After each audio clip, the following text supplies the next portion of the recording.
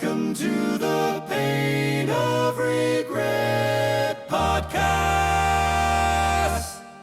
Hey, welcome back to another episode of the Pain of Regret podcast. I am your host, B Moore, and I am simply here to help you to pursue your dreams so that you don't have to live under the heavy weight that is the pain of regret.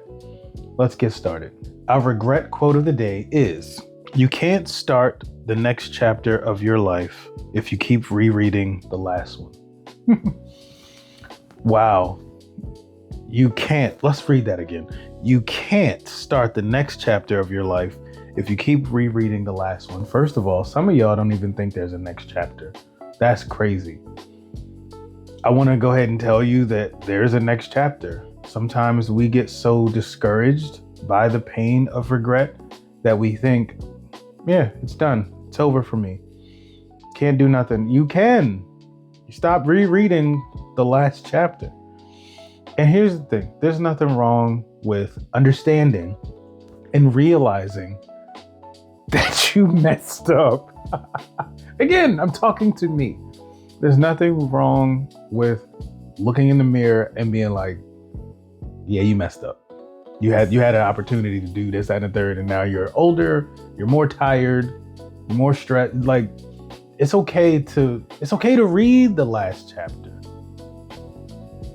Just stop rereading it. Because the more you reread the last chapter, especially the ending of the last chapter that says, yeah, we had our shot and we blew it. And that can be true. But until you realize there is a next chapter for you, you're going to keep rereading the last one, and it's going to discourage you. It's going to discourage you into a heavier depression, a heavier weight of the pain of regret. And I'm just telling you, hopefully this gets you out of your funk where you say, you know what? I'm going to stop rereading that last chapter. I'm going to stop blaming everybody else for what they did. I'm going to stop putting it on somebody else for why I can't do. I'm going to stop. The last chapter is what it was, and that's okay. Let it be what it's gonna be. But you gotta stop rereading it. Read it and then move on. And realize that there can be a next chapter. I think that's one of the most freeing things you can do right now in this moment is realize I actually can start a new chapter. Hopefully that frees somebody today. Just mentally freeing you to a space of like, okay, what happened really wasn't great. It sucked. It really did. But I actually can write a new chapter. Amazing. Let me give you guys a peace of mind.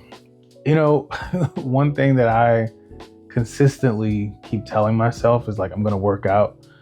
And sometimes I do. I get into these ups and downs, these back and forwards, all the opposite euphemisms here.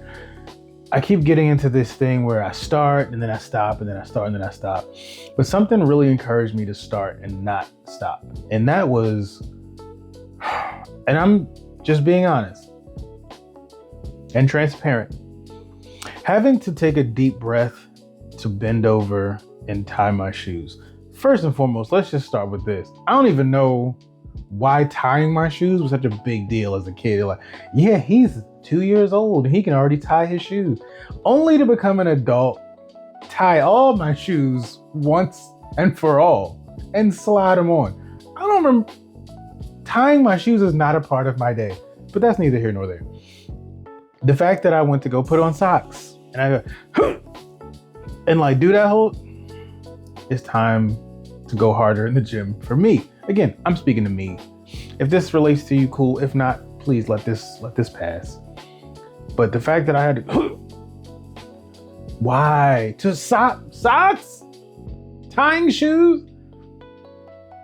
Like it's a telltale sign, like something has to change. Like something about my diet and exercising has to change if I got to take a deep breath to tie my shoes or to put on my socks. So, why don't people pursue their dreams? Unrealistic expectations, believing the dream is too grand or impossible, What is it that you really expect? Like, I think it's good to have dreams. I think it's good to have expectations. I think it's good to have realistic expectations, but I even think you shouldn't live in those. You should live in the work, live in the thing that you're doing, like live in that moment and enjoy the journey and not look for what is this gonna make. It may mean a lot. It may amount to a lot. It may amount to a little, but we have unrealistic expectations. You know what's funny? How many times you watch an interview of successful people and then you ask them, not everybody, there's a few people that are like, yeah, son, I knew it was going to be like this. Most people will tell you when they get asked the question, man, your career is blowing up, you're doing everything, you're everywhere, everybody wants to talk to you. Did you think this was going to happen? What do they all say? I had no idea it was going to be like this. What? All these talented and amazing people, all of them, most of them will say, I had no idea it was going to be like this. They were just doing the work. They had a dream and then it became something. You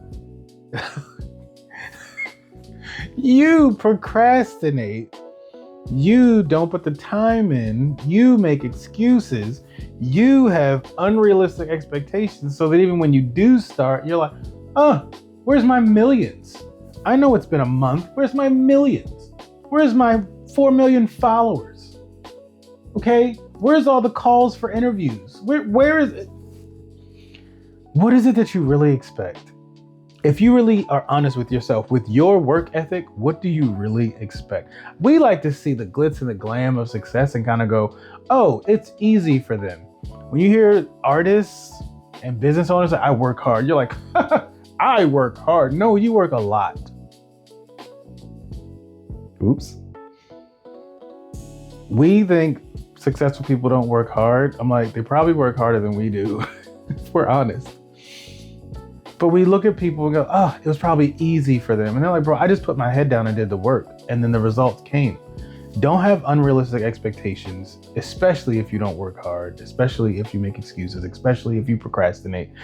Do not have unrealistic expectations and believe that the dream is too grand or too impossible. You have these unrealistic expectations because you believe like what I want is going to be so far out there, or it's unachievable because it's so high. What is it that you want? Just do the work. That's all. Just do the work.